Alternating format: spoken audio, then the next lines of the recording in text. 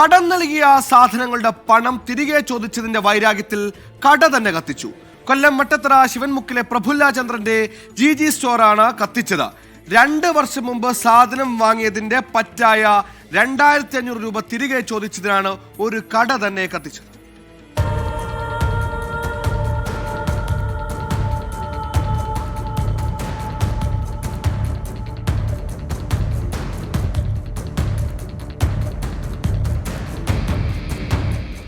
ഫെബ്രുവരി 4-ാം തീയതി 11:30 മണിയോടെയാണ് സംഭവം. കഴിഞ്ഞ 2 വർഷങ്ങൾക്ക് മുൻപ് പ്രഫുല്ലചന്ദ്രന്റെ കടയിൽ നിന്നും വാസുദേവൻ സാധനങ്ങൾ വാങ്ങിയിരുന്നു. ഇതിന്റെ പണം 2500 രൂപ നൽകാനുണ്ടായിരുന്നു. ആ പണം ചോദിച്ചതിന്റെ വൈരാഗ്യത്തിലാണ് വാസുദേവൻ പ്രഫുല്ലചന്ദ്രന്റെ കട കത്തിച്ചത്.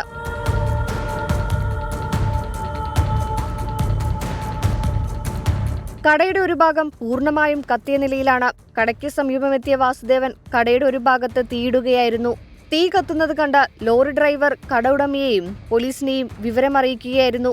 തൊട്ടടുത്തുണ്ടായിരുന്ന പ്ലാന്റിൽ നിന്നും ലോറിയിൽ വെള്ളമെത്തിച്ച് തീ അണയ്ക്കുകയായിരുന്നു.